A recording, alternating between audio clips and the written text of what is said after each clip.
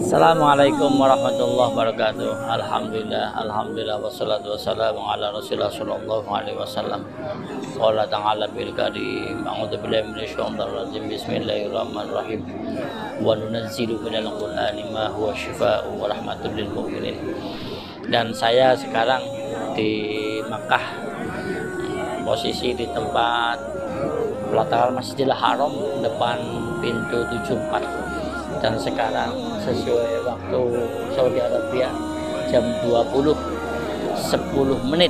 waktu Saudi Arabia pada tanggal 8 Mei 2024. Dan saya akan sedikit memberi pengalaman untuk para pemirsa maupun untuk masyarakat Indonesia yang sedang umroh maupun haji mengalami kurang sehat yang mengakibatkan batuk. Ini saya ada resep obat namanya Rofenac D.